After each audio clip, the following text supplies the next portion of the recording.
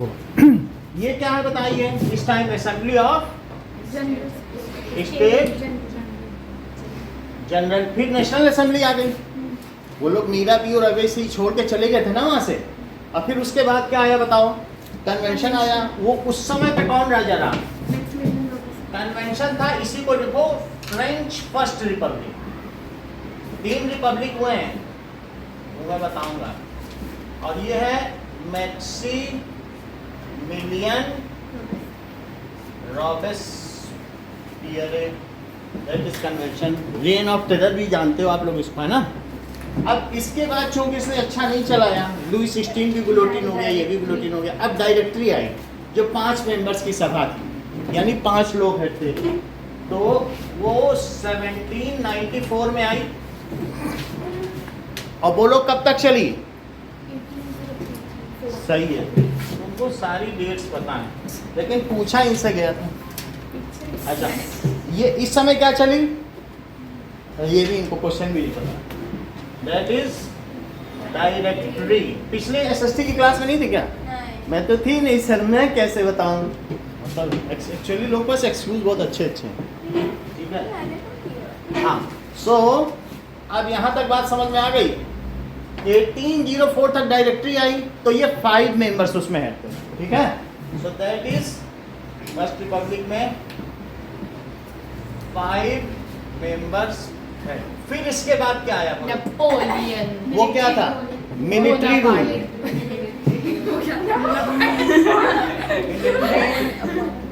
Rule. Military rule में कौन था? Napoleon Bonaparte 2। सही है। वो कब से कब तक रहा? सही है।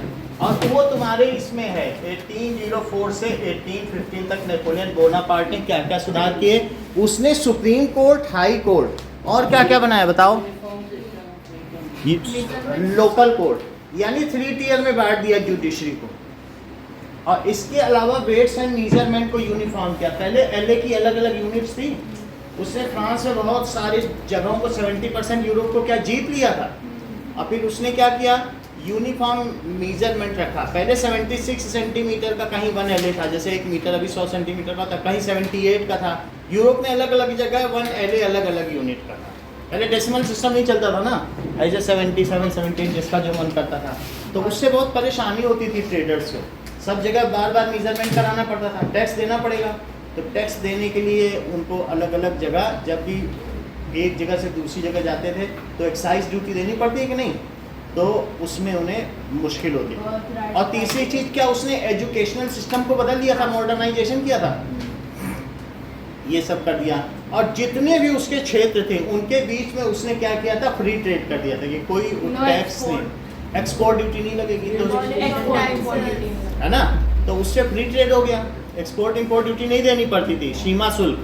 तो ये सारी चीजें नेपोलियन का मॉडर्नाइजेशन के तौर पर देखा। क्या चीज? गिल्ड रिस्ट्रिक्शन हटा दिया। गिल्ड रिस्ट्रिक्शन का क्या मतलब है? आप बोल सही तो बोल रहे हैं। मतलब उनसे कुछ पैसा नहीं दिया जाता लगे। गिल्ड का क्या मतलब? गिल्ड रिस्ट्रिक्शन हटा दिया था, मतलब उनसे टैक्स नहीं लेते थे।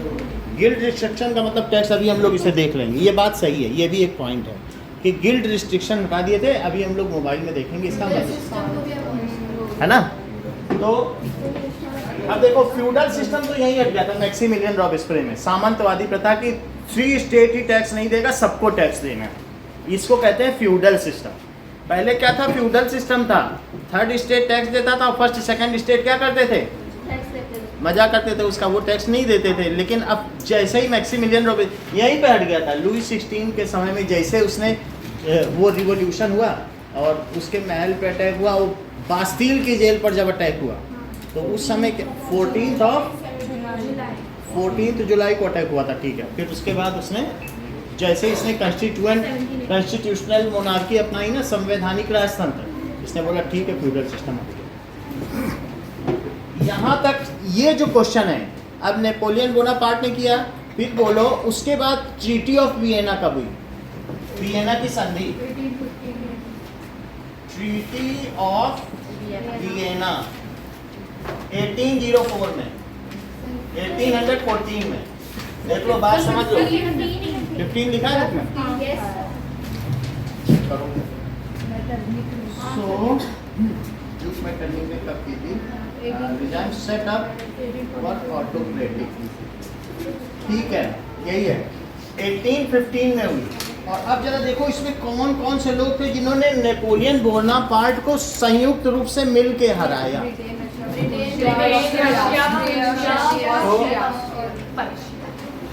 ये देखो,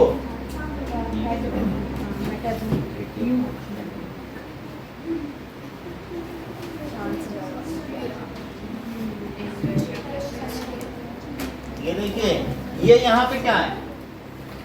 ये फ्रांस है क्या? और ये यहाँ पे क्या है? रूसिया, जिसको आज हम पढ़ने वाले हैं। इसका न्यू नेम क्या है? जर्मनी। कुछ लोग ईरान का नाम पर्सिया था, उससे कंफ्यूज ना हो कि पर्सिया अलग है। पर्सिया, समझ में आई बात? पर्सिया किसको कहते हैं? ईरान को। तो पर्सिया अलग है, प्रूसिया अलग है। इंग्लैंड ये है, यूनाइटेड किंगडम, इंग्लैंड। और ड्यूक मेटरनिक कहाँ का था? ऑस्ट्रिया का था। यहाँ यूराल पर्वत है, यूराल माउंटेन जो चंद्रमा से भी दिखता है, और वो एशिया और यूरोप को, ये यूरोप और ये एशिया को अलग अलग कर देता है कि नहीं? तो ये यहाँ पर रशिया है, और रशिया बहुत बड़ा, रशिया यूरोप का भी पार्ट है। अच्छा, ये जो पार्ट है यहाँ पर, ये सब खाड़ी देश हैं। खाड़ी देश का मतलब इनके अगल बगल बे हैं बहुत सारा, तो इस वजह से इनको गल्फ कंट्रीज कहा जाता है। समझ में आया? तो इन सब लोगों ने बाल्कन स्टेट पे कब्जा कर लिया था। अब उनको भी हम पढ़ने वाले हैं। बाल्कन स्टेट पर्वतों से घिरा क्षेत्र है, जिसमें बीच बीच में मैदानी इलाके थे। वहाँ 56 कंट्रीज बसे हुए थे। वो सब स्वतंत्र हो गए। क्यों स्वतंत्र हो गए? क्योंकि ये जो गल्फ कंट्रीज में थे, इनमें खलीफा के लिए युद्ध होने लगा। हम खलीफा बनेंगे, हम खलीफा बनेंगे, आपसी में लड़ने लगे। तो इस वजह से खलीफा, जानते हो ना, जैसे पैगंबर मोहम्मद के बाद कौन हेड बनेगा? इस्लामिक पैगंबर।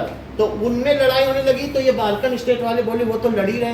पहले इनका जो सुल्तान था, उसका बाल्कन स्टेट पे कब्जा था। लेकिन यदि यही लड़ने लग जाए तो बाल्कन स्टेट वालों ने खुद को फिर क्या कर दिया? अपने को फ्री घोषित कर दिया। समझ में आ गई?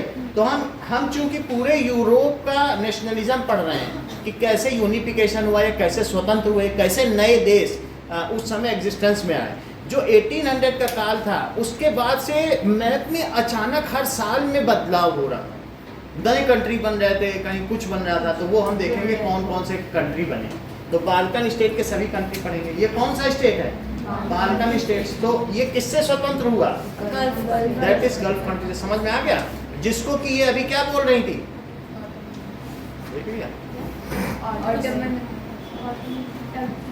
बाल्कन स्टेट किससे स्वतंत्र हुआ? ऑटोमन। बोल तो रही है सही नाम? ऑटोमन एम्पायर बोल रही। Ottoman empire. ऑटोमन एम्पायर का सुल्तान कौन था? हेड। इसका हेड कौन था? वो सुल्तान या खलीफा? सुल्तान या खलीफा। बोलो, समझ में आया कि नहीं? जैसे कहते नहीं तुम कहीं के खलीफा हो क्या, इसका मतलब कहीं के सुल्तान हो, कि तुम्हारी हर बात मानी जाएगी। अब इतनी बात समझ में आ गई। फिर ये क्या है बोलो? इटली। तो हम इटली का भी यूनिफिकेशन पढ़ेंगे। इटली के बगल में ये पोर्शन क्या है? ग्रीस।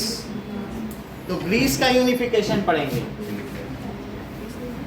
ग्रीस। अच्छा, इटली के बगल में ये दोनों क्या हैं? नाम बताइए। ये दोनों सार्डिनिया एंड पीडमोंट। यहीं के राजाओं ने, विक्टर एमैनुअल II ने ही इटली को आजाद कराया। तो क्या क्या नाम इनके बताओ? Sardinia, piedmont. अच्छा, ये इटली के 3 हिस्से हैं। 3 हिस्से दिखा रहा हूं। ये हिस्सा किसके कब्जे में है? कितना ये जानती है? इसी की बात मानो ना। ये कह रही है कि ये हिस्सा ऑटोमन एम्पायर के कब्जे में है। अच्छा, फिर ऊपर वाला स्पेन। ये देख लो, ये सही बता रही। ऊपर वाला ऑस्ट्रिया की कब्जे में। हर चीज। और बीच में क्या है? अरे तो फिर स्पेन। बहुत अच्छा। तो अब हम लोग स्पेन अभी बोल देंगे, नीचे में स्पेन अभी उस चीज को देखेंगे। जो सबसे ऊपर है वो ऑस्ट्रिया के कब्जे में, बीच बीच में पोप और नीचे वाला ऑटोमन। समझ में आया? बाकी जब हम लिखा लेंगे इसमें, समझ में आई बात आपको? तो ये इटली के कितने हिस्से थे बोलो? क्या आप इसको यही बोलना चाहते हो कि दैट इज, ये जो सिस्टर्स ऑफ सिसलीज, इन्हीं को कहा जाता है सिसलियों का देश। तो 7 डिफरेंट आइलैंड से उनको मिला के इटली बना है। और इटली की राजधानी रोम है, और हमारी जो एक नेता है वो इटली की ही है, तो सोनिया गांधी। ऐसा है वहाँ, वो वहाँ पर बार में शराब सर्व करती थी राजीव गांधी, वहाँ पीने गए, उन्हें पसंद आया। तो जो ऊपरी हिस्सा है, समझ लें, जो ऊपरी हिस्सा है वो किस में आता है? ऑस्ट्रिया के। और जो नीचे वाला है और जो बीच वाला है ये पोप। ग्रीस एक अलग देश था, ग्रीस पर भी ऑटोमन एम्पायर का ही कब्जा था, और ग्रीस ने इतना तंग कर रखा था कि ऑटोमन एम्पायर ने वहाँ कत्लेआम मचा दिया, कत्लेआम कर दिया, ब्रोथल्स खोल दिए, वेश्यालय खोल दिए। और फिर मतलब वहाँ की औरतों को भी उसने बहुत डिफेम किया, मॉलेस्ट किया। फिर एक अंग्रेजी लेखक ने, इंग्लिश राइटर लॉर्ड बायरन, इनको नाम भी पता है, यहाँ आकर के उसने पूरी सब जगह चंदा इकट्ठा किया, बोला ग्रीस तो कितना अच्छा देश है, उससे हम लोग कितना सीखते हैं, हम लोग क्यों ना उसे आज़ाद करा दें। तो लॉर्ड बायरन ने इसको आज़ाद कराया। किसने इसको फ्री कराया? Lord Byron. तो ग्रीस को किसने आज़ाद कराया बताओ? लॉर्ड बायरन कौन था? इंग्लिश। उसकी मौत कैसे हुई? फीवर की वजह से वहीं तो लड़ते लड़ते मर भी गया। अच्छा बताओ, इटली को इन दोनों आइलैंड ने फ्री कराया, क्या नाम है इनका? ये बहुत अच्छा बता दी, कौन से बोलने तो समझो, छोड़ दो उनको। That is Sardinia, Piedmont. इसका राजा कौन था? Victor Emmanuel II। इसका राजा कौन था?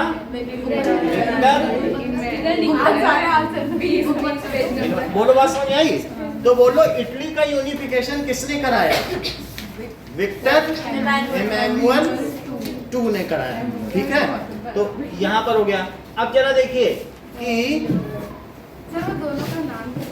सार्डिनिया, पीडमोंट, ये दो जो थे ना आइलैंड, इनका राजा था, इसने सारे इटली को क्या कर दिया? यूनिफाई किया। इसका एक सिपाही था गैरीबाल्डी। कौन था? उस गैरीबाल्डी ने क्या किया बताओ? ग्युसेपी गैरीबाल्डी। ग्युसेपी गैरीबाल्डी ने इनसे लड़ाई की। सुन लो बात, इधर देखिए। ग्युसेपी गैरीबाल्डी ने किससे लड़ाई की? वहां के लोकल लोगों को इकट्ठा करके बोला मैं बिना हथियार के जाता हूँ, वहां जाके लोगों को भड़का दूंगा। एक हथियार लेके नहीं गया, और वहां के लोगों को भड़काया और ऑटोमन एम्पायर से लड़वाया, और उसने साउथ इटली को फ्री करवाया। बोलो, सारे किरदारों के नाम याद कर लो, अभी पूछे जाएंगे अंशिका। कौन था उसका सिपाही? ग्युसेपी गैरीबाल्डी। क्या नाम था? कहीं तुम ऐसा तो नहीं समझ रही हो अंशिका कि इसके जो ऊपर नदर्न इटली है उसको ग्युसेपी मैज़िनी ने फ्री कराया, वो इससे लड़वाया, वो सेना लेके गया। आप समझ लीजिए इतना लंबा था ग्युसेपी मैज़िनी। अभी हम देख लेंगे। इतना बड़ा तो अब इसके एक सिपाही का क्या नाम था? ग्युसेपी मैज़िनी ने यंग इटली और यंग यूरोप की भी स्थापना कर डाली। देख लो, राजा कौन था? Victor Emmanuel II। अब ये देखो, ग्युसेपी मैज़िनी, ग्युसेपी मैज़िनी, इसने नॉर्थ इटली को स्वतंत्र कराया। किसके कब्जे से? ऑस्ट्रिया। अच्छा जान रही हो, सीख अच्छा रही। दैट इज ऑस्ट्रिया से, ऑस्ट्रिया। और अगर इतना ही जानती हो बता दो, साउथ इटली को किसने मुक्त कराया? हाँ, वो तो राजा का कुछ भी नहीं कर।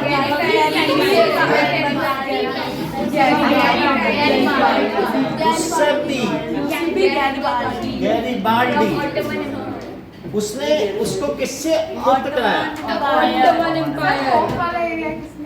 पोप वाले ने कहा तुमने जब सब मुक्त करा लिया तो हमारा भी ले लो, बस हमें छोटा सा वेटिकन सिटी दे दो, 700 लोग रहेंगे, उसे देश मान लेना। वहाँ वेटिकन सिटी है, बस 700 लोग हैं। पोप ने कहा हम रहते हैं, हमारा थोड़ा जगह छोड़ दो, बाकी तुम सब ले लो। बहुत अच्छे, लाओ। ठीक है, तो ये बात समझ आ गई। अब आगे देखो, इसके बाद क्या हुआ। नाउ अब हम लोग देखेंगे कि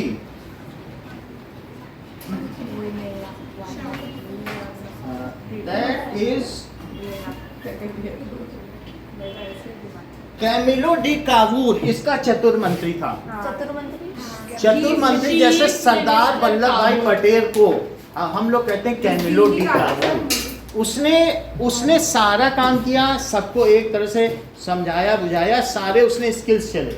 सार्डिना पिटमॉन्ट का सबसे पहला प्रधानमंत्री भी वही बना, कैमिलो डी कावूर। कौन था बताओ?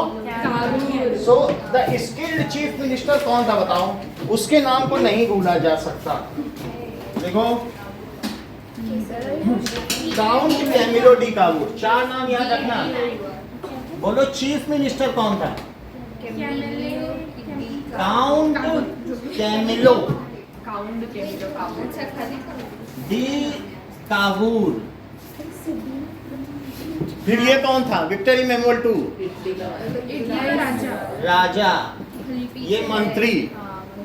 ये गुसेप्पी गैरिबाल्डी उस बहुत बड़ा एक तरीके का वो सोल्जर था, और ये तुम्हारी बुक में दिखाया गया वो कैसे सार्डिनिया पिटमॉन्ट के पैर में इटली का जूता फिट कर रहा है। दिखाई पड़ा? मजीनी भी दिखाया गया है और जूता फिट करते हुए, समझ में आया?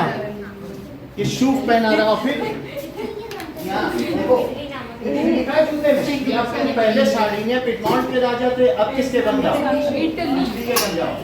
अब देखो यहाँ पर हम देखेंगे, अब आगे की बात देखें। सो दैट इज जर्मनी, ये प्रूशिया। अब हम इटली समझ में आ गया? ये टेढ़ा ही मेढ़ा हो जा रहा है। चलो अब देखो, ध्यान से देखिए, हमने इटली का सब बता दिया है, चारों चीज अभी लिखा लेंगे, सब समझ में आ जाएगा। अब जर्मनी की बात समझो, प्रूशिया की बात कर रहे हैं। प्रूशिया के अंडर में 39 स्टेट्स थे, समझो जरा। उनको क्या कहा जाता था? उनमें ट्रेड फ्री था। कितने स्टेट्स थे बताओ? और उनमें कोई टैक्स नहीं लगता था, और उन स्टेट्स को क्या कहा जाता था? ज़ोल्वेरीन। क्या कहा जाता था? वो ज़ोल्वेरीन कहा जाता था। उनके बीच आपस में ट्रेड फ्री था, कोई टैक्स नहीं लगता था, उन्हें क्या कहते थे? ज़ोल्वेरीन। तो अब यहाँ पर इनका एक मंत्री था, प्रूशिया का राजा। पहले देखो कौन था? कैसर विलियम टू। अभी देखते हैं कैसर प्रूशिया में, देखो कौन था? कैसर विलियम, एक मिनट, 1 है। तो कैसर विलियम 1 कहाँ का राजा था? बोलो जर्मनी का कि प्रूशिया? सिर्फ प्रूशिया का था। जैसे यहाँ सार्डिनिया पिडमॉन्ट का नहीं था, वैसे ही वो कहाँ का था? प्रूशिया। और दूसरे भी थे 39 स्टेट्स।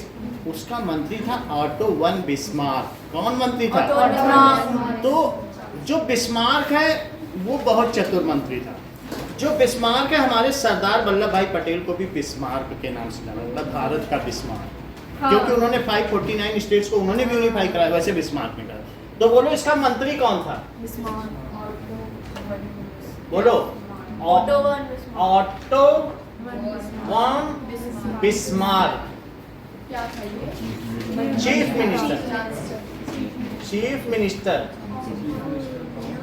चीफ मिनिस्टर उसने कहा कि आप भी यूनिफाई कराओ, इस सब जगह लोग इकट्ठा कर रहे हैं देश में, शक्तिशाली करने के। उसने कहा मैं तो नहीं करा था, तुम्हें जाना कराओ। उसने कहा हम करा देंगे इजाजत। तो इसने 3 लड़ाइयाँ लड़ी 7 साल में। देख लो, बहुत बड़ी बात इन्होंने कही है, कितनी बड़ी बात कह दी। बोला प्रूशिया है ना, फ्रैंको प्रूशिया वार, ऑस्ट्रियो प्रूशिया वार, समझा, नाम भी ऐसे ऐसे रखे गए। देखो फ्रांस से लड़े तो क्या माना गया, फ्रैंको, फ्रांस है ना, तो 3 लड़ाइयां लड़ी कितने सालों में, 7 साल बोले थे, 3 बोले, 7 सालों में 3 लड़ाई लगी। फ्रैंको प्रूशिया वार उसमें जीता, ऑस्ट्रियो प्रूशिया वार एक और किसी से डेनमार्क से भी 3 से लड़ा, ठीक है। तो ऑस्ट्रिया, डेनमार्क और फ्रांस, इससे लड़ा, इससे लड़ा, यहाँ है डेनमार्क, दूध का देश, यहाँ की गाय 50-50 लीटर दूध देती है, बाल्टी हटाते जाओ दूध लेते जाओ, और क्या। स्वीडन, डेनमार्क, यहाँ इतना मिल्क है, चीज ही चीज था। अब समझ में आई बात, 3 से लड़ाई लड़ी। इसने किससे लड़ाई लड़ी बताओ, 3 देशों से। He fought 3 wars in 7 years and ultimately united all 39 countries which are coming under Zollverein, and it was all about unification of Germany. समझ में आई बात। He fought, मंत्री ने लड़ी, fought 3 wars, 3 बार लड़ी in 7 years and वन कर लिया। तो ये यूनिफिकेशन समझ में आ गया। अच्छा, क्या तुम में से किसी को भी ये बात पता है कि यहाँ पर एक पोलैंड हुआ करता था? अभी भी तो है। तो पोलैंड क्या था, उस पर रशिया का बहुत ज्यादा दबदबा था, समझ में आई बात। हाँ बोलो। पोलैंड इट वाज, और उसने वहां के लोगों, रशिया में कौन था, क्या जार का शासन था? भाई जार का तो ऐसा शासन है, जार ने अगर पौधा लगा दिया और वो पौधा मर भी गया है तो वहां पर 100 सैनिक उसकी रखवाली करेंगे कि यहाँ जार ने पौधा लगाया था। अगर जरा सा देखा कि चूक हो गई तो सर काट देगा जार। जार और जरीना का शासन ऐसा होता है। जार की वाइफ अलेक्जेंड्रा थी, तो वो किस तरीके की शान और शौकत में रहती थी वो दिखाया जाएगा। तो अब आपने देख लिया जार का शासन, उसने क्या बोला इससे कि तुम लोग जो यहाँ पर बाइबल पढ़ोगे वो रशियन लैंग्वेज में पढ़ोगे। बोले नहीं, हम तो पोलिश में पढ़ेंगे, हम अपनी लैंग्वेज में बाइबल सीखेंगे, तुम्हारी में क्यों पढ़ेंगे। उसने कहा नो, रशियन में पढ़ोगे। तो उन्होंने भाषा को आधार बनाया। किस चीज को आधार बनाया? लैंग्वेज। तो वहां के चर्च में चोरी छिपे क्या होने लगा, पॉलिश लैंग्वेज नहीं पढ़ी जाने लगी, और वो लोग पकड़ पकड़ के वहां के प्रीस्ट को बंद करने लगे। समझ में आई बात की नहीं, कि पोलिश नहीं करना है, अब रशियन चलेगी, तुम रशिया के अंडर में हो। तो धीरे धीरे उन लोगों ने ये भाषा का विवाद इतना बढ़ा कि उसी में उन्होंने अपने आप को अनाउंस कर दिया। जब फर्स्ट वर्ल्ड वार से वो रशिया एंगेज था, इसने अपने आप को अनाउंस कर दिया। बाकी क्या चीजें थी वो बताएंगे। तो यहाँ लैंग्वेज के आधार पे पोलैंड की स्थापना हुई। बात समझ में आ गई कि पोलैंड एक नेशन कैसे बना, लैंग्वेज के बेसिस पे। ग्रीस पर किसका शासन था? ऑटोमन एम्पायर का शासन था। लॉर्ड बायरन ने यहाँ युद्ध किया और यहाँ से ऑटोमन एम्पायर ने 2000 वैज्ञानिकों को निकाल कर जंगल भेज दिया। क्या वे बहुत महान वैज्ञानिक थे? उन्हीं की वजह से हमारी जितनी भी चीजें हैं, अल्फा बीटा गामा, ये उसी ग्रीस की बात है। और तो ये जो अल्टीमेटली जो रोमानी संस्कृति है, रोमानियन संस्कृति, वो सारी इन्हीं से प्रेरित है। और जो रोमांस वर्ड आया है वो भी रोम से आया। तो और रोम की संस्कृति ग्रीस से प्रेरित है। समझ में आ गया कि नहीं? और हमारे देश जो महीनों के नाम है, जूलियस, जुलाई, अगस्तस या दूसरे महीनों के नाम है, वो सब रोम के ही राजा थे। समझ आ गया? जूलियस सीजर, अगस्टस, ये कहाँ के राजा हैं? रोम के। तो Rome was very great country. Rome was not built a day, it is a famous proverb. Rome एक दिन में नहीं बना था। इतनी बात समझ आ गई? तो ये वही है, इटली में अभी भी रोम है, ठीक है कि नहीं? अभी भी रिमेन्स देखने में पता चलता है कि कितना बड़ा वहाँ पर वो है म्यूजियम बैठने वाला ना, वो कोलासियम जिसको कहते हैं, बहुत बड़ा। अब जरा देखो, इंग्लैंड ने सबसे पहले किसको यूनिफाई किया? एक लोग, स्कॉटलैंड। और उसके ऊपर कौन था? आयरलैंड। इसके स्कॉटलैंड को यूनिफाई किया और फिर किसको किया? आयरलैंड। अब जरा देखो, ठीक है, तो स्कॉटलैंड ये है, इनके बीच में कौन सा समझौता हुआ बोलो भाई? यहाँ पर तो ट्रीटी ऑफ वियना आपने बोल दिया, बोलो एक्ट ऑफ, सही बता, इसको क्या कहते हैं? Act of union. Act of union का समझौता हुआ, उसके तहत क्या हुआ जरा सुनिएगा।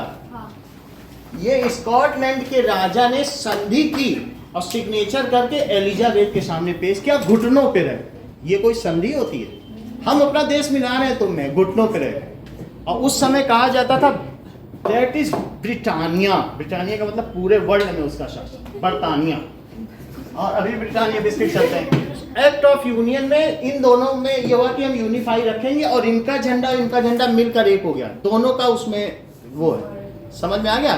तो जब यूनिफाई हुआ, लेकिन बाद में सुन लें, जब इनकी संसद बनी, पार्लियामेंट, तो स्कॉटलैंड के लोग फ्रॉक पहनते हैं, तो लोग हंसने लगे ये तुम क्या पहन के आ गए?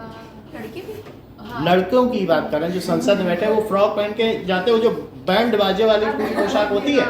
तो फिर इन लोगों ने अपने आप को ठगा महसूस किया। अभी कॉमनवेल्थ में भी इन लोगों ने भी खिलाफत की, हमें नहीं रहना इंग्लैंड में, उसने मेरी पूरी संस्कृति खराब कर दी, और हर समय वो आवाज उठाते रहते हैं। इंग्लैंड में सबसे ज्यादा स्कॉटिश लोग कि हमें अब तुमसे यूनिफाई नहीं। आयरलैंड को तो इसे जबरदस्ती मिलाई। तो इंग्लैंड किसके किसके मिलने से बना बताओ? समझ में आ गई बात?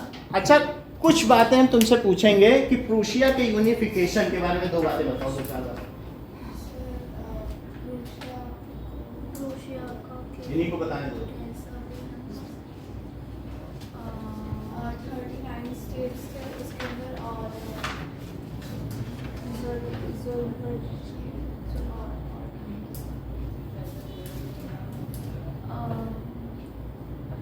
चलो बहुत अच्छी बात। हाँ बोलो। केसर विलियम फर्स्ट किंग थे, और वहाँ का चीफ मिनिस्टर था ऑटो वन बिस्मार्क, जिसने 7 सालों में 3 वॉर रही थी, ऑस्ट्रिया, डेनमार्क और फ्रांस के खिलाफ, और यूनिफाई कर दिया। यही बात है। तो इस तरीके से ये सब काम किया। ध्यान दिया करो, आना सिर्फ आंसर शीट से साइकिल पहुंचने से कुछ नहीं होता, ध्यान भी देना पड़ता है।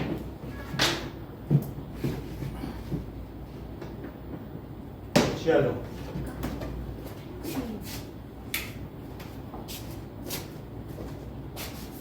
ओके,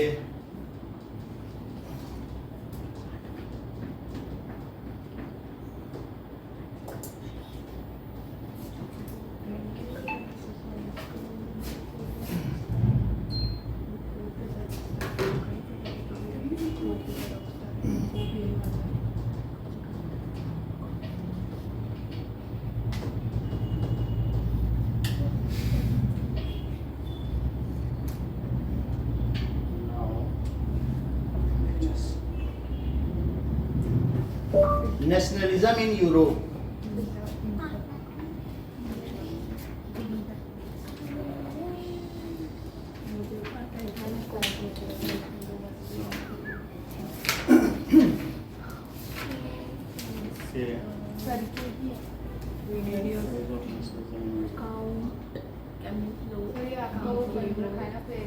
और इसमें हमें पता चल जाएगा, वीडियो एल्बम है, यहाँ देखो,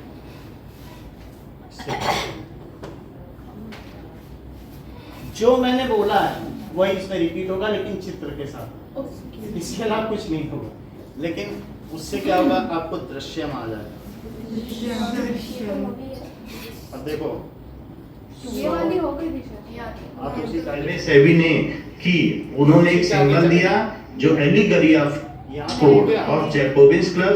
ये एक तरीके के रिवोल्यूशनरी पीपल का क्लब था जो नेशनहुड पे यकीन रखते थे कि देश नेशन बनाना है, किंग कैंडल ने मिलिट्री और वो इजिप्ट तक चला गया, इजिप्ट तक चला गया, तो वहां से वो इजिप्ट तक पहुंच गया। And this is the photo that how he कितना उसने एरिया कैप्चर कर लिया। Statue. So this is the region which is in green colour, it is captured by Napoleon. most of the region of Europe was Russian, other than Russian Empire, it was all captured by Napoleon, and modernization was also done. But on the other side, heavy taxes were levied on common people. This is how Napoleon defeated in Waterloo. तो Napoleon बाद में हार गया। So Russian forces से जब ये हार गया, ये बैटल देख लो, ये तुम्हें याद रखना पड़ेगा। नेपोलियन जो नेपोलियन है, ये क्या हुआ, रशियन फोर्सेस से हार वाटरलू में गया। ये गया था 1815 साइबेरिया में लड़ने, इतना जीत गया था 70%, क्या जरूरत थी -50 में जाके लड़ने की। और वहां पे इसके सैनिक टिक नहीं पाए और फिर हार गए। तो अंत में नेपोलियन की पराजय हुई। फिर उसके बाद क्या हुआ, अगला स्टेप ट्रीटी ऑफ वियना। बताया करो, ऐसे बैठने से नहीं होगा। ट्रीटी ऑफ वियना कब हुआ, 1815 में ट्रीटी ऑफ वियना हुआ। ट्रीटी ऑफ वियना किसने किसने साइन किया, बोलो। अलाइड कंट्रीज में कौन कौन थे जिन्होंने मिल गया, बोलो। रशिया, सो रशिया, रूसिया पहले जर्मनी था ना, रूसिया, ऑस्ट्रिया एंड ब्रिटेन। ये जो थी ना, ऑस्ट्रियन चांसलर का नाम था ड्यूक मेटरनिच ना, मेटरनिच। इसने होस्ट की थी और ऑस्ट्रिया में ही ये संधि साइन हुई। उसके यहाँ ये 4 लोग बैठे हैं और संधि साइन कर रहे हैं। और ये कह रहा था कि जब फ्रांस छींकता है, when France sneezes then Europe catches cold। तो इतना प्रभाव उसने फ्रांस का बताया था। और फ्रांस का ही कौन था, नेपोलियन बोनापार्ट, उसको हरा दिया। तो क्या ये एलाइड कंट्रीज थे, मित्र राष्ट्र, इनको क्या बोला गया, एंड नेपोलियन, बोलो। नेपोलियन बोनापार्ट ने साइन किया और इसके बाद किसको वहां का राजा बनाया गया, फ्रांस को।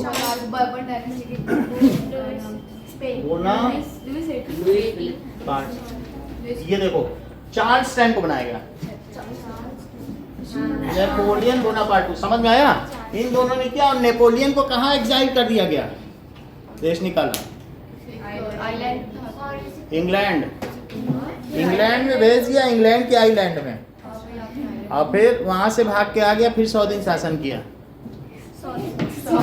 देखो ये बता नहीं, इनको मालूम था तभी तो बताया।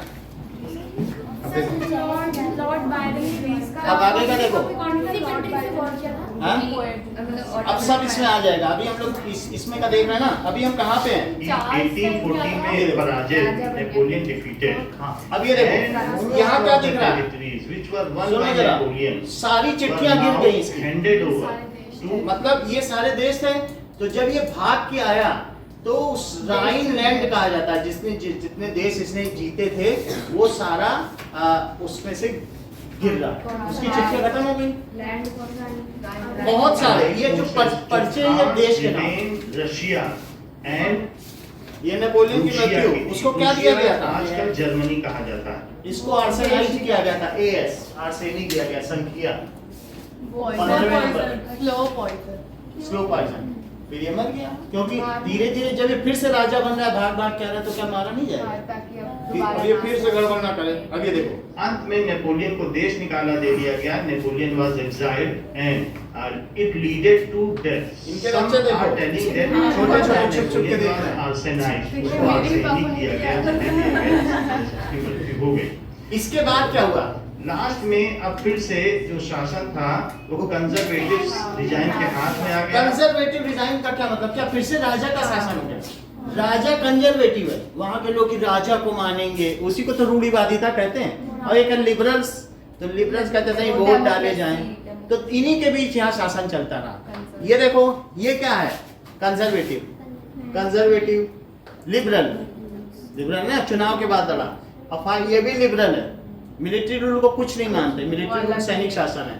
ट्रीटी ऑफ वियना हो गई, अब किसके हाथ में आ गया, चार्ल्स टेन। कंजर्वेटिव कौन बना बोलो इसके आगे, चार्ल्स टेन। तो वो 1815 से शासन किया। अब हम देखेंगे 1830 तक करेगा, फिर और हम देखेंगे, फिर हाँ लुई फिलिप आ जाएगा। अब देखो, अब ये कंजर्वेटिव आ गया। इसने 1815 में नेपोलियन से संधि की, that is known as Treaty of Vienna। तो treaty Treaty of of Vienna समझ में आ गया? वियना संधि में नेपोलियन को हटा दिया गया और ये कौन सा 18 को महल है? वहां का राजा बना दिया गया। ड्यूलरी इसको है। 18 सुन लो, इसमें लुई 14 तक रहे हैं, लुई 14 तक 15 और 16 वाले सोने के महल में रहे हैं। तभी तो लोगों ने आंदोलन किया कि तुम महल सोने कर करो, जैसे केजरीवाल के 1 लाख के पर्दे हैं तो उसने सोने के पर्दे में हीरे जड़वाए होंगे। 1 करोड़ के, 1 करोड़ के पर्दे। अब जरा देखो, ये देखना ये पुराना महल है, ऑस्ट्रिया में ये नया महल है। साइन की गई नहीं, अभी ये ट्यूलरी निकाला दिया गया and this is other palace of Tuileries नहीं, ये- जो वहां के राजाओं का महल था। पैलेस ऑफ ये है वर्साइल्स, देखो, ये सोने का। Palace in Paris France. तो इनकी भव्यता को आप देख सकते हैं। इसमें ऐसे दिस इज Tuileries पैलेस है। ऑफ ट्यूलरी। ये लंबा लंबाई में बना It हुआ was also attacked factory by French people in second revolution. ये वर्सलीज है। इसी में स्टेट जनरल की बैठक हुई थी, palace of Versailles, Nationality of Palace of Versailles. है ना, जहाँ से मीरा व्यू हटे थे भाग गए। It ये है is वर्सलीज, a worth seeing place. $2000 per day. ये देखो, इसकी जमीन देख रहे हो सोने The की। interior चेक of करो। Palace of Versailles, how magnificent it is. So, छतों पर कितनी अच्छी हाँ पेंटिंग है। This is interior of Palace of Versailles. Queen This is the scene in which Louis XVI was 1793 में trial हुआ है। executed. देखो। क्योंकि उसने टैक्स बढ़ाने बेटा की ध्यान दो, बात आप तो होने पे भी National नहीं होती Assembly ने जब ध्यान दो। कॉन्स्टिट्यूशनल वो के भी नहीं हो। बनाई, उसको अपने अंतर्गत काम करने के लिए बोला, तो उसने ठीक ये से काम नहीं मैक्सिमिलियन किया, रॉबेस्पियर। एग्जीक्यूट किया गया। मैक्सिमिलियन रॉबेस्पियर, फिर उसके बाद आया, उसको भी एग्जीक्यूट कर दिया गया, गला काट दिया गया। फिर नेपोलियन उसके बाद आया। नेपोलियन ने टेरिटरी बढ़ाना शुरू किया, बहुत सारी यूरोपियन कंट्रीज को जीत ये लिया। क्या दिखाया गया? सारी यूरोपियन अपनी कंट्रीज बुक में देखो, ये किसने चित्र बनाया? ये 1 नंबर का क्वेश्चन है। ये है this figure is made by, जरा देखो तो इसका हम पढ़ कार्ल कैस्पर। ये नाम, ये 5-6 बार एमसीक्यू आया है कि कार्ल कैस्पर ने क्या दिखाया कि he has made the mockery. जैसे यहाँ पर दिखाया गया है कि ऊपर एक झंडा लगाया जा रहा है कि हम तुम्हारे मसीहा हैं। मसीहा का मतलब हम तुम्हें सेवियर हैं, बचाने आए हैं, और नीचे पिटाई चल रही किसान की। तो ये उसने मजाक उड़ाया कि ऊपर दिखाया जा रहा है हम मसीहा हैं और नीचे पीट रहा है किसान। कार्ल कैस्पर का नाम रखना, ऊपर ये कमेंट लिखा जाएगा कि who has made the fun of Napoleon by a painting. अच्छा, ये नेपोलियन का मजाक। नेपोलियन का मजाक उड़ रहा है कि उसने अपने आप को सेवियर बोला था, प्रोक्लेम्ड सेवियर, अब था नहीं, क्योंकि उन्हीं से वो मिलिटराइजेशन करा रहा था टैक्स ले लेके। बड़ी सेना कैसे बनाएगा? 80% यूरोप ऐसे तो नहीं जीत लेगा। सेना बनाने के लिए उसने क्या किया? लोगों से पैसा लिया, मारा, पीटा। अब आगे का देखो, कार्ल कैस्पर नाम याद रखा, उसे हटा दिया। ये एक चित्र दिखाया गया है जिसमें दिखाया गया है कि नेपोलियन ने सुधार के नाम पर कैसे लोगों पर अत्याचार किए। ये ट्रीटी ऑफ वियना देखो, इसमें जूक मेटर्निटी है। इसमें ये ऑस्ट्रिया में होस्ट हो रहा है। कैसे इसमें नेपोलियन भी खड़ा है, ड्यूक मेटर्निक भी खड़ा है, और दूसरे देश के, ये इंग्लैंड है, ये ड्यूक मेटर्निक है, और दूसरे देश के भी ऑस्ट्रिया के लोग हैं। और चौथा देश कौन सा है? रूसिया, बताती नहीं है ये। तो इस तरीके से जो 4 देश हैं, और उसको एग्जाइल कर दिया गया। अब देखो अगला, जो एलाइड फोर्सेस हैं, ऑस्ट्रिया, प्रूशिया, ये कौन है? रशिया, सब ने देखो, मिलकर एक बता देगा कोई, इन्हीं में से कोई बता देगा। ये कौन है? बोलो। वहाँ लिखा था, तो कुछ लोग इंटेलिजेंसी से भी जवाब दे देते हैं, और कुछ लोग ऐसे हैरानी देख रहे हैं, क्योंकि अब उसके बाद का कंसीक्वेंस है। हिस्ट्री तो सीक्वेंस से चलती है। अब जब वहाँ वियना की संधि हुई तो अगला राजा कौन बना? बताया कि नहीं उन्होंने? चार्ल्स। तो चार्ल्स स्टेम राजा बन गया। जर्मनी की पावर को गर्व किया और उससे जीते हुए क्षेत्र वापस छीन लिए। देख लो, बहुत ये क्वेश्चन है तुम्हारे में कि ट्रीटी ऑफ वियना के क्या दुष्परिणाम हुए, जर्मनी को झेलने पड़े। उससे वार रिपेरेशन लिया गया। 4 देशों ने जो लड़ा था, सारे बम के खर्च लिए, मेरे इतने इतने बम लगे हैं, और वो और तुमने जो हमारे यहाँ बम गिराए तो उसका भी नुकसान दो, हमने जो बम फेंके उसका भी पैसा दो। वहाँ रिपेशन जर्मनी से हुआ था ये। जर्मनी से ट्रीटी ऑफ वियना, ये जर्मनी की अलग बात है, लेकिन इस फ्रांस में भी काम किया है। फ्रांस का जब ये एनेक्स किया ना, all the one countries were annexed, और वहां पर बड़े बड़े पावरफुल राजा बना दिए गए। 3 नंबर का क्वेश्चन है इंपॉर्टेंट कि what are the consequence of treaty of Vienna. So all the जो भी रीजन्स वन थे इट वाज एनेक्स्ड, जैसे कुल्हाड़ी चलाई जाती है ना, एनेक्स, एक्स का मतलब कुल्हाड़ी, तो एनेक्स कर दिया। एंड पावरफुल उसमें वो बना दिए गए, स्टेट्स बना दिए गए। The resign was given from liberals to conservative, बोले लिबरल को नहीं देना है क्योंकि अगल बगल सब राजा थे और तुम बीच में कहाँ बैठे हो लिबरल राष्ट्रवाद लेके, हटो, बनाओ राजा, राजा राजा के बीच में राजा बैठे। समझो, यानी सबसे पहली बात वियना की संधि हुई तो जितने क्षेत्र इसने जीते थे, नेपोलियन को तो हटा दिया गया ना, उसने 80% क्षेत्र जीते थे, दिखाया कि नहीं यूरोप में, सब ग्रीन ग्रीन वाले, बोले कुछ तुम्हारा जीता नहीं, जितने में पहले थे, लुई 16 जितने में था उतने में आ जाओ। एंड नेक्स्ट कंट्रीज ले लिए गए, ऑल जो one country bye Napoleon were taken back. बोलो समझ में आई बात, ठीक है। एंड पावरफुल वो जो state were establish on the boundary of France, समझ में आया। पावरफुल स्टेट का मतलब जो वापस ले लिए गए, इसके किनारे पर कमजोर देश नहीं बनाया, शक्तिशालियों के हाथ में दे दिया। बोला तुम ब्रिटेन तुम इतना पकड़ो, ऑस्ट्रेलिया तुम भी अच्छी, सब लोग, ऐसे कमजोर को नहीं बैठाला, नहीं तो फिर ले लेगा। तो वो क्षेत्र किसको दिए गए, बोलो पावरफुल जो भी rulers, it was handed over to powerful. बात समझ में आई। दूसरी चीज क्या की गई, उसके बाद फ्रॉम लिबरल्स टू गिवन कौन राजा बना, चार्ल्स टेन राजा बन गया, ठीक है। वार रिपेरेशन वाज टेकन, इनसे क्या लिया गया, यानी जो युद्ध का हर्जाना इससे लिया गया। ये 3 चीजें आपको लिखनी है। Napoleon was exiled to England, ये भी मुख्य चीज हुई, नेपोलियन को देश निकाला दे दिया गया, कहाँ पे, एक्साइल हो गया। इतनी बात समझ आ गई। ये अभी क्वेश्चन अभी दिखा देंगे, आगे की बात देखो। अब देखो मतलब जो युद्ध का जो भी पैसा होता है ना, वो हर्जाना, उसको हर्जाना कहते हैं। तुम अगर किसी की कार की हेडलाइट तोड़ोगे तो तुमसे हर्जाना लिया जाएगा, ठीक है। कर्ज जो कुछ होता है नुकसान पे होता है हर्जाना। चार्ल्स टेन, ये देखो so after Louis 18 last कब से कब तक है? Louis 18 this is Charles X became the king of France, अभी ये तो फिर से वापस जाओ, छीन लिए गए। थोड़ा सा एलाइड यहाँ फोर्सेस से हैं, ऑस्ट्रिया, प्रूशिया, ये कौन है? रशिया, सबने मिलकर जर्मनी की पावर को चार्ल्स बर्स्ट किया टेन है। और उससे जीते हुए क्षेत्र वापस छीन लिए गए। अल्टीमेटली चार्ल्स टेन, ये printed को मत देखो। Last figure was of Louis 18 and this is Charles 10। Louis 18 है पहले, फिर चार्ल्स है, ठीक है। अच्छा, 2 का करो। चार्ल्स 10 ने लोगों के और प्रेस के सुनो, अधिकार छीन लिए, यहाँ से अब अगली बात आती है जिससे फ्रेंच रिवॉल्यूशन, ये जरा देख लो। अधिकार छीन लिए, जिससे जुलाई गया तो कि दो नेपोलियन ने कौन से बात सुधार बताई के बोलो? नाम पर लोगों पर अत्याचार किए। यहाँ एंड दिस इज देखो। Treaty of Vienna. इसको लिख दो लुई फिलिप लिखो, लुई 18 लिखो। लुई हैं, वो नेपोलियन बोनापार्ट 3 होगा, 370 में हाँ? था। लुई पहले चार्ल्स टेन, उसके बाद लुई फिलिप, उसके बाद फिर नेपोलियन आया। चलो इसमें इंपॉर्टेंट नहीं है, पहले लिखना है नेपोलियन थे चार्ल्स 1870 में। हाँ, चार्ल्स 10 हो गया, फिर लुई फिलिप है ना, लुई फिलिप अभी आगे ये बता देगा, इसमें करेक्शन होगा। और फिर ये कब से कब तक रहा, 1824 से लेके 1830, इसको देख लेते हैं, ठीक है।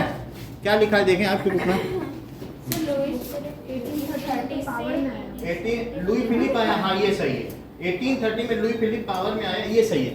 पहले चार्ल्स 10 आया और 1830 में ये पावर में आया ना, और 1848 तक रहा, यही है, और 1848 तक रहा। अब इसमें ये आगे आ जाएगा, ठीक है। चलो पहले कौन आया, इन दोनों का क्वेश्चन आपसे पूछा नहीं जाएगा, हिस्ट्री में बस ये जान ले। उसके बाद 2 आए और दोनों कौन थे, दैट इज मोनार्क थे उसी पूर्वो डायनेस्टी के। अब यहाँ देखो जिसमें जो एलाइड फोर्सेस हैं ऑस्ट्रिया, प्रोशिया, अब यहाँ से देखो। ब्रिटिश, रशिया सबने मिलकर जर्मनी की पावर को गर्म किया और उससे जीते हुए अभी बता। क्षेत्र वापस छीन लिए। नेट से देखने से पता चलता है। Ultimately, Charles X. हाँ। So after Louis XVIII, last figure was of Louis XVIII, and this is Charles X. Louis He became 18, the king Charles of 10 France. और फिर लुई फिलिप, ऐसा। चार्ल्स 10 ने लोगों के और प्रेस के अधिकार छीन लिए, समझ लो। जिससे जुलाई थोड़ा सा और चेंज करेंगे, पहले क्या लिखो, लुई लुई 18, फिर उसके बाद चार्ल्स 10।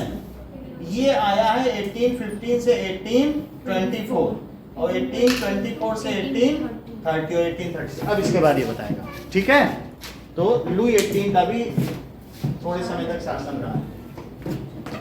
अब आगे देखो, ये चीज क्या है, क्या ये सेकेंड रिवॉल्यूशन है, क्या ये मुख्य है, और सौम्या इसका दूसरा नाम क्या है। ये देखो, ये हर चीज, ये कैसे पढ़ के बैठे हैं, कहाँ से ये एसएसटी पढ़ता है, वहां भी बता दिए तुमसे पहले बता दिया, तुम बोलने वाली थी। कितनी बड़ी बात है नहीं। अच्छा क्यों हुआ, चित्र देख के बताओ फटाफट। अभी इन्होंने बोला था, हाँ देखो वो अमनी ने सुन लिया।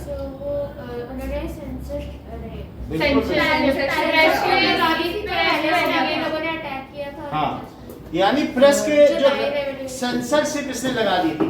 जो लुई फिलिप था, इसने क्या किया, he has imposed censorship on press, press के अधिकार छीन लिए, और इस वजह से जुलाई का रिवॉल्यूशन हुआ। उसको क्या कहेंगे, फ्रेंच सेकंड रिवॉल्यूशन। फिर उसके बाद फ्रेंच का सेकंड रिपब्लिक आ गया। बोले फिर से लिबरल आओ। ये कौन है सारे, मोनार्क। क्या ये कंजर्वेटिव है, और अब कौन आने वाला, ही इम्पोज्ड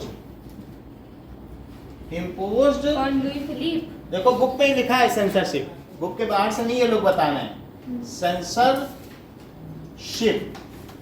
ऑन प्रेस, ठीक है। So people revolted against it, revolt किया, and it is called July revolution. ये कब हुआ जरा बताओ।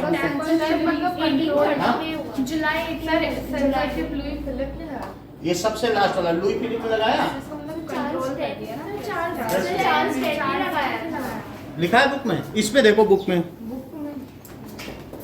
कब हुआ सेंसरशिप, दिखाओ जुलाई रिवॉल्यूशन कहाँ लिखा है।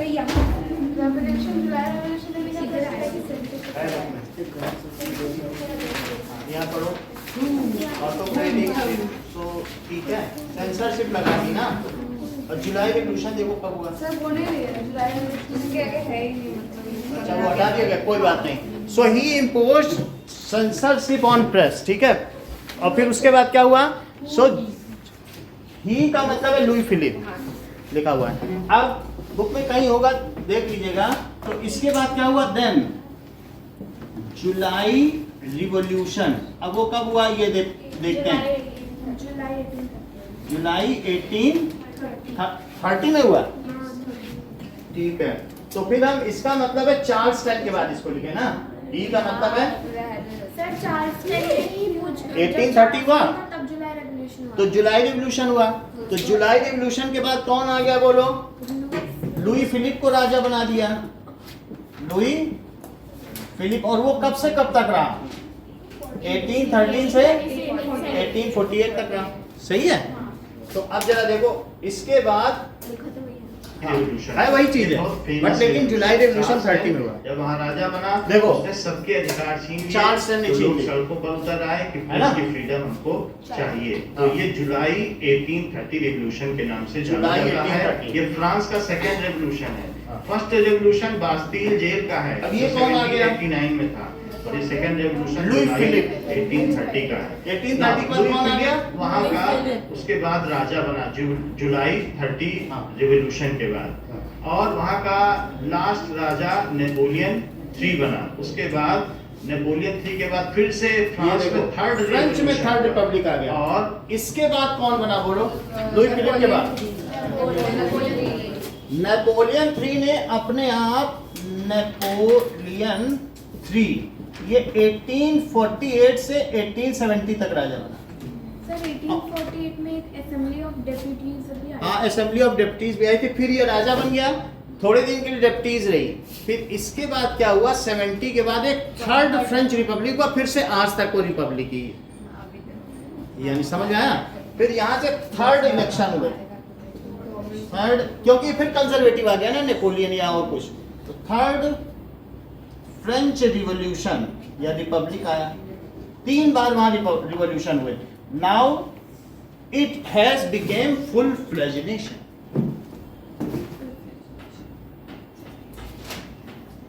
became fledged nation. अच्छा, जो क्वेश्चन आएंगे मुख्यतः इसमें 2 चीज पे आएंगे, नेपोलियन के सुधार और वियना की संधि के दुष्परिणाम फ्रांस पर, 2 चीजें यहाँ आएंगी। ओके, मतलब ये वुमेन्स जो है कंट्रीब्यूशन हाँ, वो है। इन फ्रेंच सोसाइटी, 3 क्वेश्चन बनते हैं। और एक मतलब ये सबसे पहले पेज पे जो पेंटिंग है उस पर भी शायद पेंटिंग पे ऐसे बड़ा क्वेश्चन नहीं आएगा। हाँ, मतलब वुमेन का क्या कंट्रीब्यूशन रहा, और दूसरा क्वेश्चन क्या बनता है, वियना की संधि क्या थी, कब कब लड़ी गई, और तीसरा क्वेश्चन क्या बनता है, नेपोलियन के सुधार। अब आगे देखो, अब हम आते हैं प्रूशिया का, ध्यान से देखो। उसके बाद फ्रांस फुल फ्लेज एक रिपब्लिक कंट्री बन गया, डेमोक्रेटिक कंट्री बन गया, फ्रांस में नेशनलिज्म आ गया। तो फर्स्ट रिवॉल्यूशन बास्टील जेल का है, सेकंड रिवॉल्यूशन जुलाई 1830 का है, समझ में आया? थर्ड रिवॉल्यूशन नेपोलियन 3 के समय का समझ में आ गया है, जो लास्ट किंग था।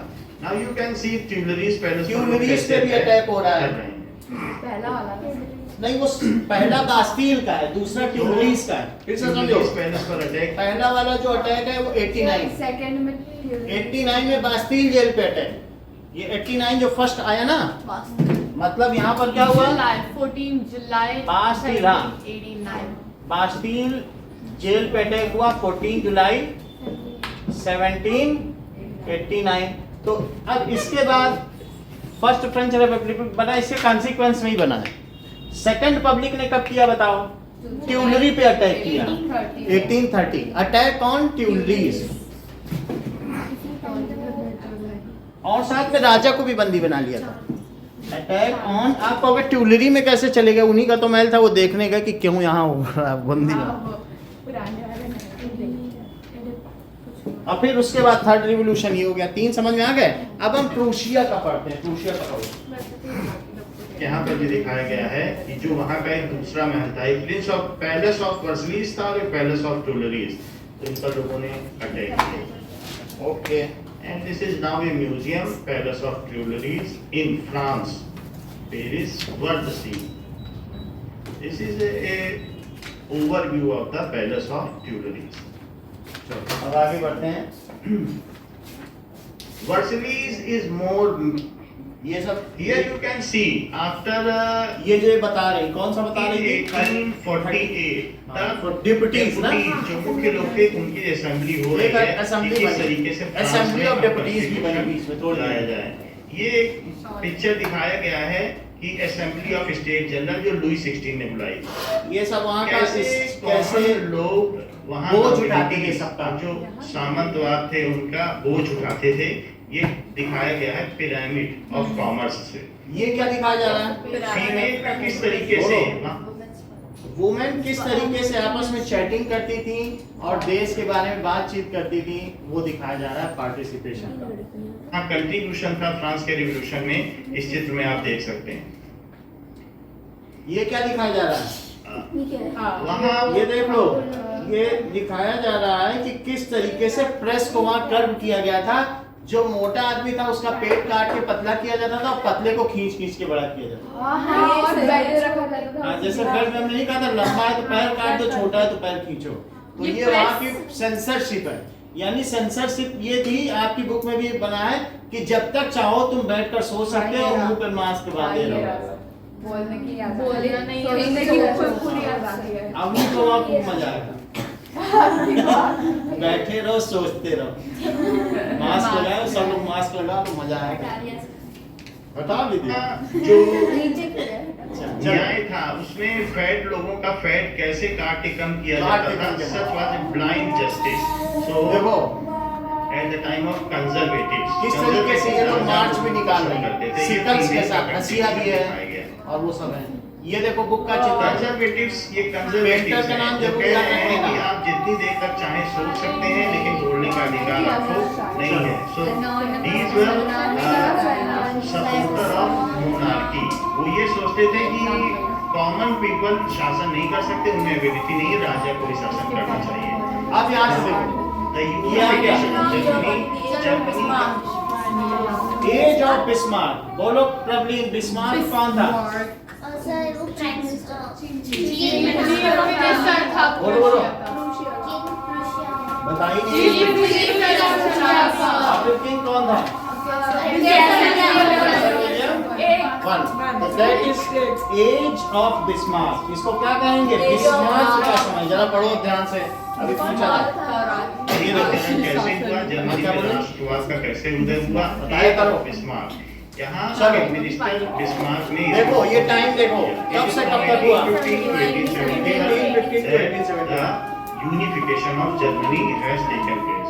जो पहले का प्रूशिया है वही जर्मनी बन गया। प्रूशिया कहाँ है? इसमें कहीं दिख रहा है प्रूशिया? ध्यान से देखो, पोलैंड के ऊपर। हाँ, ऑस्ट्रिया नीचे है, फ्रांस नीचे है और प्रूशिया है। तो प्रूशिया ने क्या, प्रूशिया के ठीक बगल में हल्का हल्का नीदरलैंड भी दिख रहा है? नहीं दिख रहा? देख लो। तो ये नीदरलैंड है और इसके ऊपर डेनमार्क ही है। बोलो प्रूशिया ने किसने किसने आक्रमण किया? डेनमार्क, ऑस्ट्रिया, डेनमार्क ऊपर दिखाया नहीं हमने? यहाँ भी देखो डेनमार्क ऊपर दिखाया। तो 3 पे आक्रमण किया। अभी सब पूछेंगे नहीं, आप ध्यान दीजिएगा। चलो, और ये क्या लिखा है बोलो, पढ़ो जरा।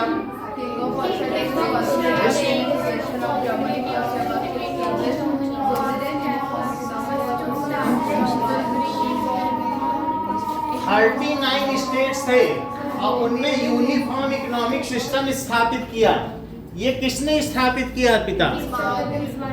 वन ने किया। उन 39 स्टेट में उसने कोई ट्रेड फ्री रखा, यानी एक्साइज ड्यूटी या कोई टैक्स नहीं होगा, एक्सपोर्ट ड्यूटी। और उन्हीं 39 स्टेट्स को मिलाकर उसने नया जर्मनी बनाया और यूनिफाई हो गया। और प्रूशिया का नाम बदल कर क्या हो गया? जर्मनी। चलो, तो 39 स्टेट्स को ज़ोलबरीन कहते हैं। ये क्वेश्चन भी खूब आता है।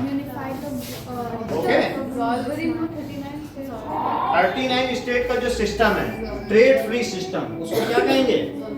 ज़ोलबरीन। अब जरा देखो, 39 स्टेट्स थे जो एक तरीके से यूनिफॉर्म इकोनॉमी में थे। ये कौन है? एस्टैब्लिशमेंट ऑफ 39 स्टेट्स कौन से ग्रीन ब्रदर्स हैं? बोलो। जर्मनी में किया गया। बोलो भाई। जर्मनी के यूनिफिकेशन में वहाँ के लोक संस्कृति का, भाई एक फॉक होता है ना, जैसे folk music, local dance, folk songs, तो उन सब का बहुत योगदान है। उनका संकलन किसने किया? ग्रीन ब्रदर्स ने। उन्होंने क्या बताया? बुक में चित्र बना हुआ है, देख लो ग्रीन ब्रदर्स का कॉलम। जोहान गॉटफ्राइड भी था। हैं? एक जोहान गॉटफ्राइड भी था। फिलोसफर था। अब मेन ग्रीन, सुनो, ग्रीन ब्रदर्स ने क्या किया? चेक करो। ग्रीन ब्रदर्स ने सभी फॉक स्टोरीज इकट्ठा की और बताया हम 39 स्टेट से एक ही हैं। बात समझ में आ गई? ये देख लीजिए ग्रीन ब्रदर्स। तो सब इन्होंने संकलन किया, लोगों को देशभक्ति की भावना जगाई। आगे देखिए, ग्रीन ब्रदर्स ने इसमें फॉक टेल्स इकट्ठा किया। ये कौन है बताओ? लोगों को जागरूक केसर विलियम वन। ये प्रूशिया का राजा था, बाद में पूरे जर्मनी का राजा बन गया। जब प्रूशिया जर्मनी बना तो एक दो स्टेट मतलब कंट्रीज और आए 39 स्टेट्स। वो सारी मिलके जर्मनी बनी। देख लो, फिर बाद में अमेरिका ने उसे पश्चिमी जर्मनी और पूर्वी जर्मनी ने तोड़ दिया, जो अलग अलग आधा आधा काट दिया। बोला ये बहुत शक्तिशाली, इसको आधा करो। और उसके बीच में बर्लिन की दीवार बना दी। लोगों ने कहा नहीं, हम एक है, तोड़ो दीवार। मुक्का मार मार के तोड़ दी, अभी 10 साल पहले दीवार एक हो बनाई गया। थी। हाँ हाँ। पहले वो लोग बैठ के उस पे चाय पीते हाँ, थे वैसे आपस में। लाइन कि में। बोले नहीं चाहिए दीवार, अमेरिका ने हमारे साथ गड़बड़ी की है 10 साल पहले। पॉलिटिकल वॉर करा दी होगी तो उससे ऐसा होता है, लोग। देखो वो जाते हैं कुछ लोग का दखल दे देते हैं। तो इंडिया में अगर ऐसे कॉमन इंडिया को भी थोड़ा कल्चर। जरा ये देखो, B Germany, that is the ये कौन है? जर्मनी। ये कैसा वन होगा, ये हमारे हाथ का छुट्टा हुआ है, कैसे विलियम वन है, ठीक है। हो रहा था। सो दिस ये इज देखो, ये कौन है? थोड़ा और हो चुका है हाँ। ऐसे ही बस बदला भी हो गया। तू नहीं है बनी नहीं। जर्मनी को एक ही ये बताओ, यूनिफाई ये कर कोई दी जानता थी। है ये क्या है?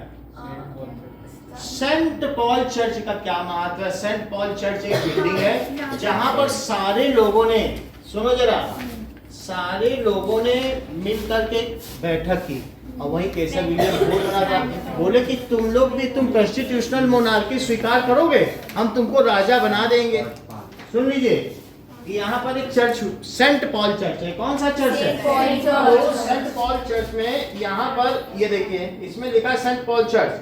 48 में यहाँ पर मीटिंग हुई और वहां पर बड़े बड़े झंडे लहराए गए। उसमें जर्मेनिया, देख लो बहुत बड़ी सभा तुम्हारे बनी हुई है, इनकी कॉपी पे बनी हुई है,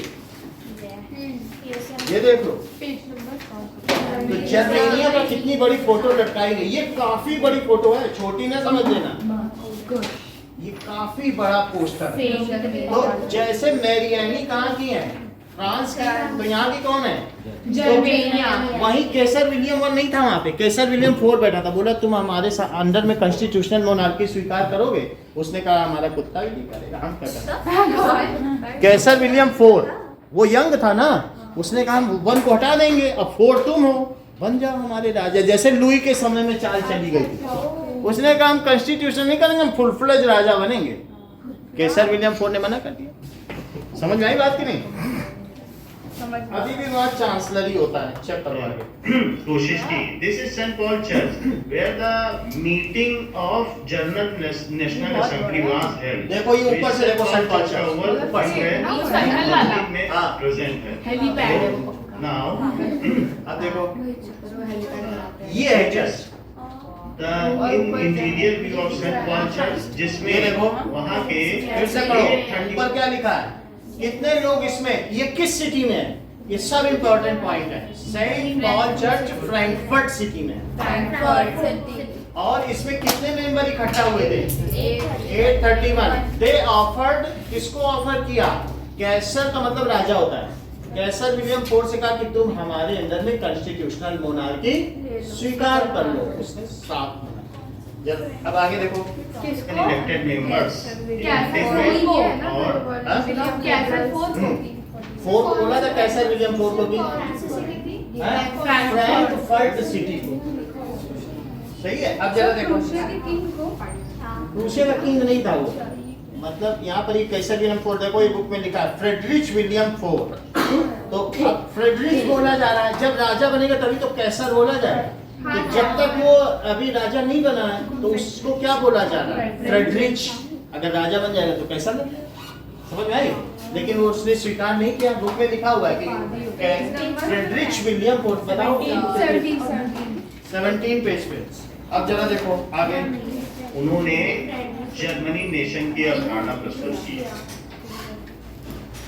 देखो ये जो सौम्या बता रही थी, और These दूसरा are कौन सा the राइटर concept था? of contribution of Greek Johann Gottfried और एक वही स्लाइड दिख रही है। जोहान गॉडफ्राइड ने जर्मनी को एक नेशन बताया कि हम सब एक नेशन है, जो जर्मनी स्टेट।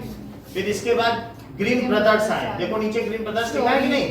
तो उन्होंने फ्रेंच डोमिनियन एक who संघ, contributed a lot towards unification of Germany। Fairy tales को इकट्ठा किया। हाँ वो और romantic उन्होंने इकट्ठा की, बहुत सारे पूरा कल्चरल पूरा। चीजें इकट्ठा की, इससे जर्मनी को किया। So these were the philosophers who have contributed a lot।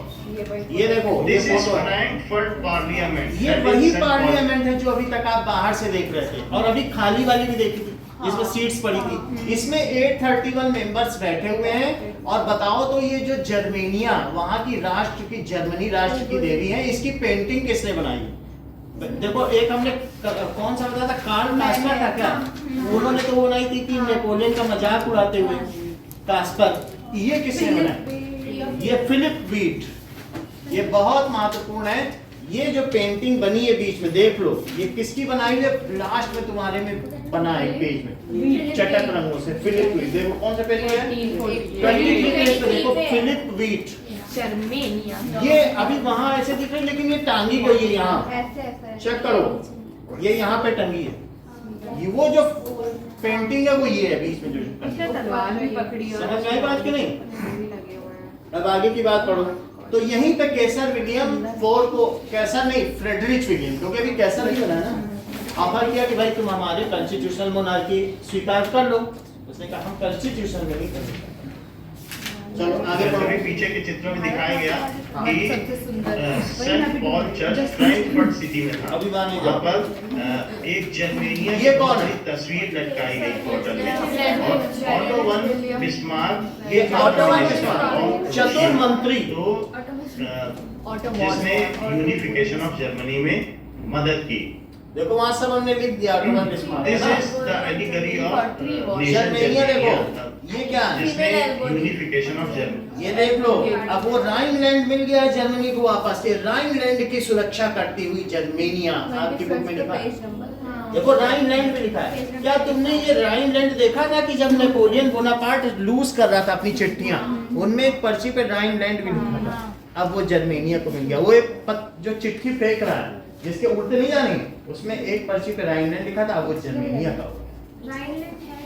Rhineland एक बहुत बड़ी जमीन थी, नेपोलियन ने जर्मनी का सब कब्जा कर लिया था, लेकिन अब ये दिखाया गया जर्मेनिया राइनलैंड की सुरक्षा करती हुई। उसमें लिखा है नीचे, हैं? हाँ, पहले नेपोलियन ने जीत लिया था, फिर उसमें देखो एक जो तुम्हारे में पोस्ट मैंने उसकी जो चिट्ठी गिर रही है वो राइनलैंड ही है, उसमें एक में लिखा है राइनलैंड। और अब वो फिर से किसको मिल गया, जर्मनी को फिर से मिल गया। और ये अब इसमें जब तुम देखो ये पढ़ रहे हैं राइनलैंड पढ़ के नहीं लिखा है ना? देखो जर्मन राइन लास्ट में लिखा है, ये देख लीजिए चित्र, जर्मन राइन की सुरक्षा करते हुए, ये देखो। और इस नेपोलियन ने भी the courier of Rhineland Germany जब वो सुरक्षा कर रही है, यही वाला चित्र देखो उसमें लिखा है सबसे नीचे, 25 वो किसकी सुरक्षा कर रही है, ओके। German right. चलो अब आगे देखते हैं। में मदद की। This is the allegory of nation Germania. तो ये जर्मनी के कलर देखो, दिखाया गया है देवी के रूप में, and these were the symbol used blue red yellow Germany, flag of Germany ने फिर ब्लू नहीं है, ब्लैक है। ब्लैक है। दिस इज तो द black होगी, ये एलिगरी देखो। Of nation Germania. कुछ चीजें देखो, ये कलर याद कर लो। और ये इसमें ओलिव की पत्तियां हैं, जैतून की पत्तियां जो शांति का प्रतीक है। तो ये दिखाया गया है कि वहाँ की जो जर्मेनिया है उसके पास तलवार है लेकिन उसमें बैतूल लटका हुआ है। वैसे तो शांति की प्रतीक है लेकिन कोई हमला करेगा तो वो पीछे नहीं। आगे देखिए के रूप में दिखाया गया है देवी के रूप में, and these were the symbol used to free Germany. Germany ने फिर प्रूशिया के, कुछ रशिया के और उसके ऑस्ट्रिया सिंबल के के नाम पार्ट्स ये को बताओ मिलाकर, कौन है? गैरीबाल्डी। इसका कोई लेना देना नहीं है, गलती से आ गया, इटली का आ गया ना। ये This कौन is है the बताओ? एलिगरी। एलिगरी। ये कैनवास पेंटिंग बनाई गई। ये किसने बनाई है? जो फ्रैंकफर्ट चर्च में लटकाई गई, जिसमें वहाँ पर फिलिप वीट नाम याद रखना। मेंबर्स अपनी मीटिंग कर रहे थे, तो इसमें ये लटकाई नाम गई बहुत और ये जरूरी है, ये शपथ ली देखो। गई, ओथ दी गई कि हम जर्मनी फिलिप वीट, हम जिनका आपको नाम common दिखा दे ethics रहे है, हैं। एक ही ये देखो। चर्च में लटकाई गई, जिस समय वहाँ पर 831 इलेक्टेड मेंबर्स अपनी मीटिंग। ये देखो इसमें नीचे लिखा है फिलिप वीट नाम याद रखो, 1840। Philip Veit. तो इन्होंने ये पेंटिंग बनाई, इसका बहुत महत्व है क्योंकि इन्होंने एक तरीके से उसको एलिगरी बना दिया, मूर्त रूप दे देना, जैसे भारत माता का चित्र, वो माता है। तो उससे लोगों में क्या हुआ, that is they were agitated to free. अब आगे देखें। कर रहे थे, तो ये लटकाई गई और वहीं ये शपथ ली गई, ओथ दी गई कि हम जर्मनी को जिनका कॉमन एथिक्स है, एक ही जिनका कल्चर है वो एक कर देंगे। And ultimately Victor Victor Emmanuel का भी है, कोई लेना देना नहीं, तो इटली का है। ऑटो वन है ना? बिस्मार्क विक्टर हाँ, इमैनुअल वो कहाँ तो का? इटली को बोलता Unified. है। ये जरा ये भी ऑटो वन बिस्मार्क। अच्छा वाह। कितना चतुर मंत्री था। और ये बाद में जो है ऑटो वन बिस्मार्क जब जर्मनी यूनिफाइड हो गया तो तभी वो मिनिस्टर ही बना, क्योंकि जो कैसर विलियम वन था वो तो राजा बन गया, फिर वो चांसलर। लेकिन ये दिखाया जा रहा है ये कैसा है, आपकी बुक में फिगर है, ये जितने भी और लोग थे ना ये कंजर्वेटिव ही बना रहा, उन पे कोड़े चला रहा, नीचे लोग छुप छुप के बैठे हैं। देख लो सब लोग, यानी इसके यूनिफिकेशन भी हो गया लेकिन फिर भी इसने अपना कंजर्वेटिज्म नहीं छोड़ा। समझ में आ गई बात? लिबरल नहीं हो पाया। जर्मनी एक बड़ा नेशन तो बन गया लेकिन अभी भी हालत देख रहे हैं आप, ये पार्लियामेंट की स्थिति है। और इसमें आपने एक चीज नोटिस की, जो नई पार्लियामेंट है, पहले की जो पार्लियामेंट थी उसका नाम क्या, रीच स्टैग था। देख लो नीचे लिखा है, तो ये भी दिखाया गया, ये जर्मन रीच स्टैग पार्लियामेंट। अभी नई पार्लियामेंट की बिल्डिंग में दिखाई जाएगी। ये ओल्ड पार्लियामेंट है, उसका नाम जैसे हमारे यहाँ का नाम है पार्लियामेंट और इनका नाम क्या है बताओ? जरा आगे की बिल्डिंग देखो। काइंड ऑफ क्या पार्लियामेंट? द टायरनी लीडर हाँ। जो ये जर्मेनियन होती हुई अत्याचार करता था वहाँ के पार्लियामेंट पर। ये वहाँ की अलीगढ़ी है, ये भी बुक में बना हुआ है। डिप्रेशन ये कब है बताओ? जब 1850 1829 में महामंदी आई थी, भुखमरी हो गई थी, जो तुमने इसमें भी देखा था। 1829 में फ्रांस में भी भुखमरी हो गई थी, तो 30 में वहाँ जुलाई रेवोल्यूशन इसीलिए तो हुआ है, भुखमरी भी हो गई, सब कुछ हो गई। तो there were the various reason accumulated for a revolt. वो चीज यहाँ पर भी है। 30 की बात की गई, पढ़ो। 1850 का। तो 1850 में कुछ ऐसी चीज हुई होगी जिसमें कि मतलब कोई फेमाइन हुआ होगा या कुछ भी हुआ होगा, तो उस समय इसको दिखाया गया कि वहाँ की अलीगढ़ी है। time of the ये Germany क्या है? where Germania was shown weeping. This is the unification. of Germany का Germany. यूनिफिकेशन हो गया। हॉल ऑफ मिरर्स में इसने क्या किया बोलो? ओथ ले लिया। हॉल ऑफ मिरर्स भी आपकी बुक में बना है। हॉल ऑफ मिरर्स वो देखो एक चित्र बना है, वो दिखा रही है उन्हें, उधर जिसमें पार्लियामेंट था, है कि नहीं? तो उसमें क्या क्या चीज दिखाया जा रहा है, पढ़ो। प्रोसेशन यहीं पर केसर विलियम वन ने शपथ ली और ये बिल्कुल सर्द मौसम था, -30 डिग्री के टेम्परेचर में ये शपथ ली है। इन कोल्ड विंटर्स -30, समझ लो कैसा है बाहर। मिरर ही मिरर लगे हुए, उसमें शपथ ली। और ये कहाँ पे है बोलो? Hall of mirror. Low France में शपथ ली जा रही, जर्मनी में बन रहे, फ्रांस में शपथ ले रही, ये मजाक बना रखा है। वो देखते हैं कि अच्छा महल होना चाहिए, फिर चाहे हमारे देश में हो या ना हो। सुंदर होना चाहिए। वर्ल्ड सीरीज में शपथ ले रहे हैं। Germany where Germania was shown weeping. This is the unification of Germany, the procession, the grand procession which has taken place.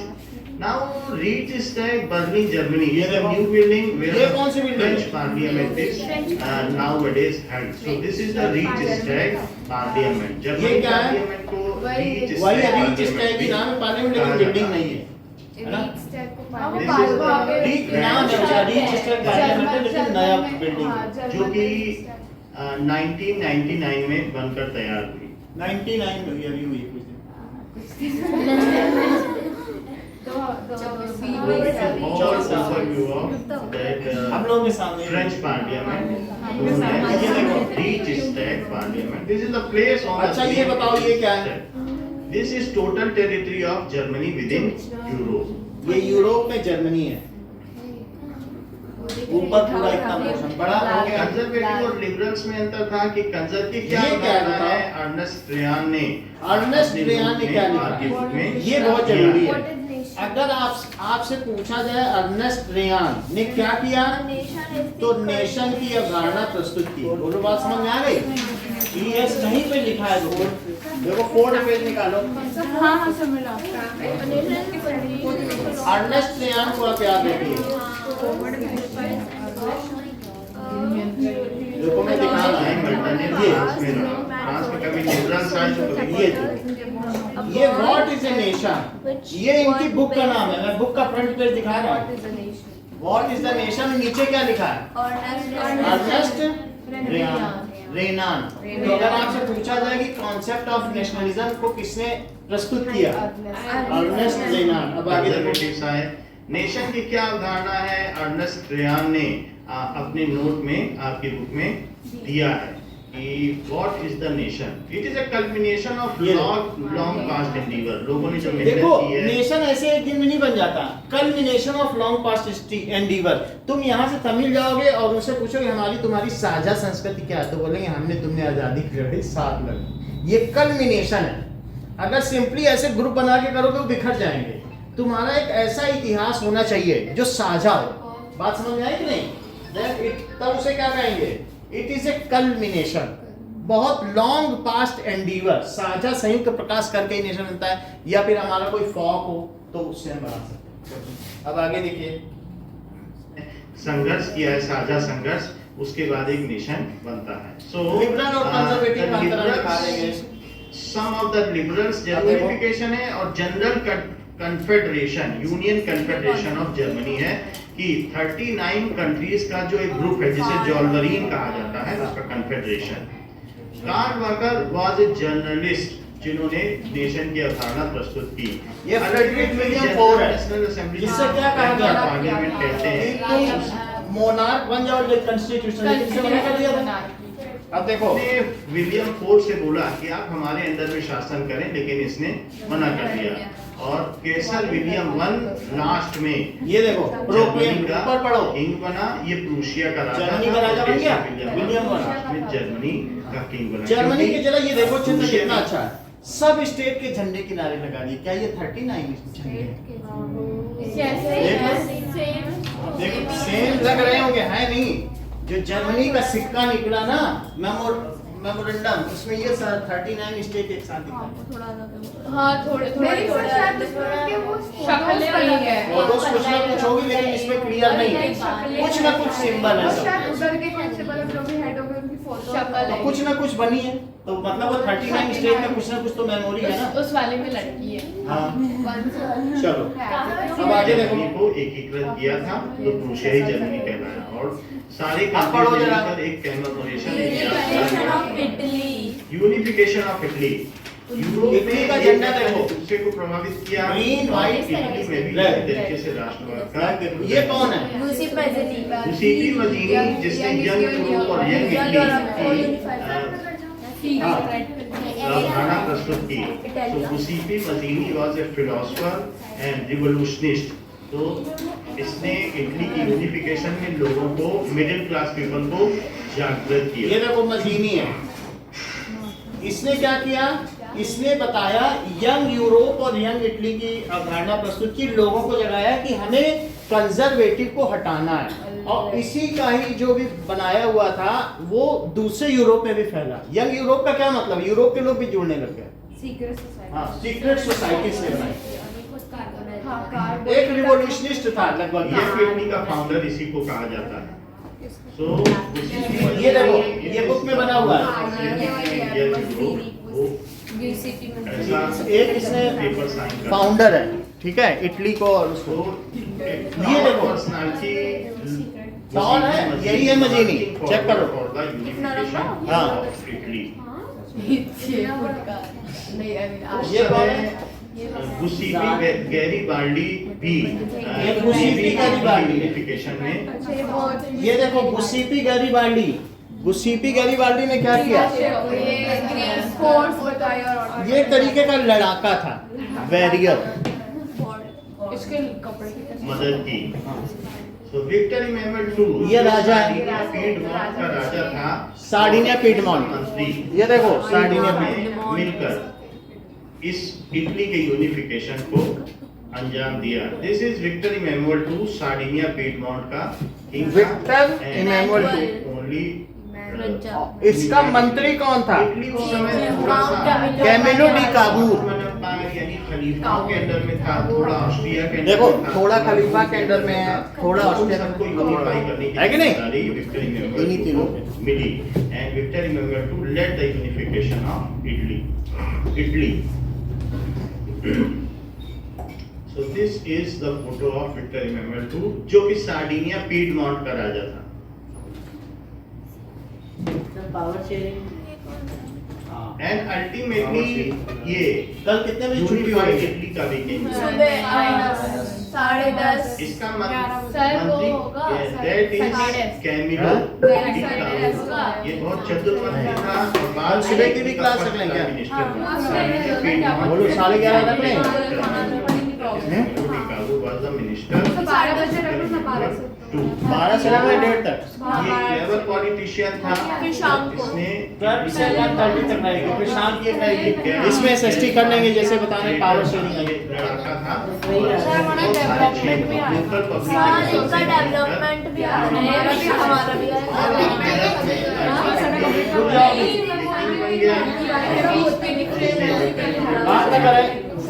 बात न करिए। ये क्या दिखाया जा रहा है कि बात नहीं करो।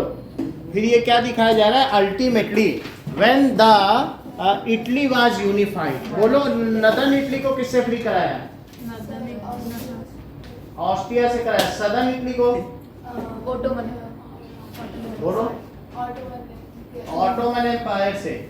और जो मिडिल इटली है खुद ही दे दिया था। समझ में आ गई बात? अच्छा, तो इस तरीके से 4 लोग बताओ जो इटली के यूनिफिकेशन के जिम्मेदार हैं। तो क्या हो? हाँ,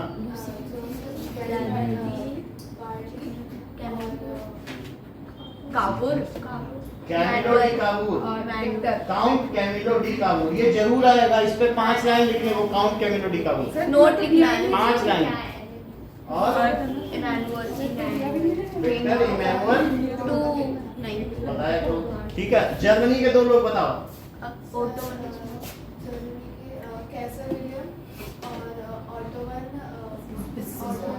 कैसर विलियम 1। ज़ोल्वेरी क्या है? वहाँ का यूनिफॉर्म सिस्टम 3900 चलो, इतनी बात हो गई। यहाँ दिखाया गया है कि वो उसके पैर में उसने कुछ काम तो किया नहीं, जबरदस्ती जूता फिट कर रहा है, कि बन जाओ इटली के बन जाओ। जबकि वो उस योग्य नहीं था। लेकिन चापलूस से इतना बड़ा है कि जूता ही फिट किए देगा। शूज पहनाते हुए दिखाया गया है कि कैसे वो बूट फिट कर रहा है।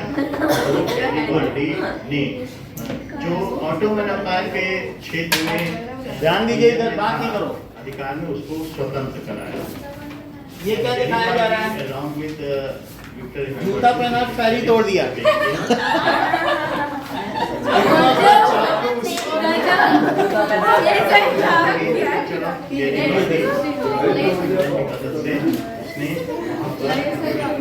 ये देखो, ये उसी ने गाली मार दी इसको। देख लीजिए, इसके मुंह में खून लगा है। आगे बढ़ते हैं।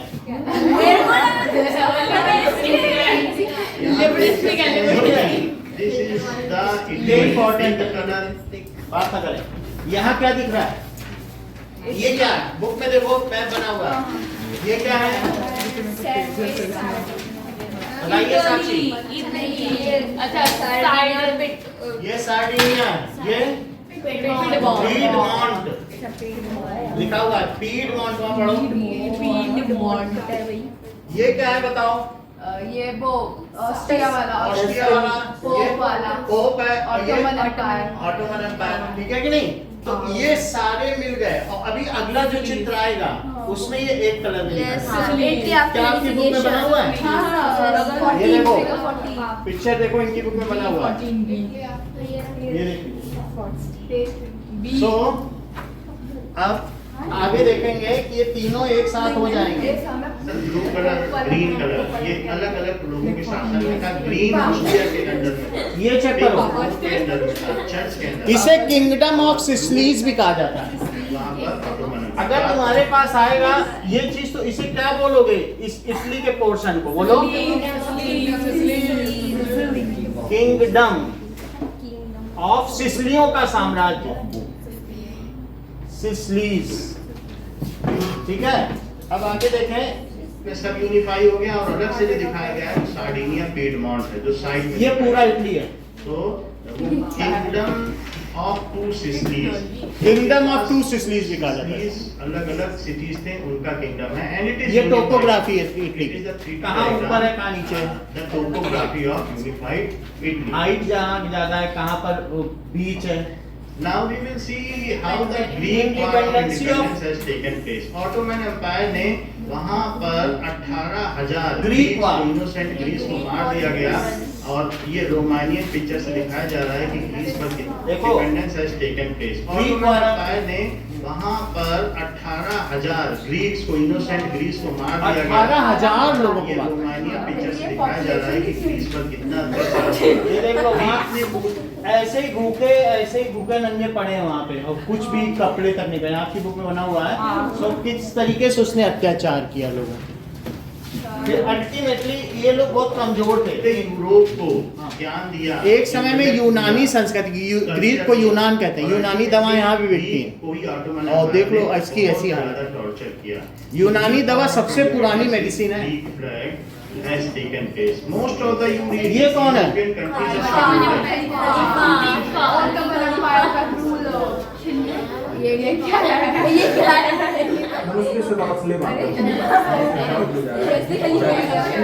सर फर्स्ट टाइम चलो इतना ही रखते हैं। अब कल आप कितने बजे आ जाएंगे? सर सैटरडे सुबह मैं पूछती हूँ यार एक बार कंफर्म नहीं होगा। हाँ कल आओ वो आज थे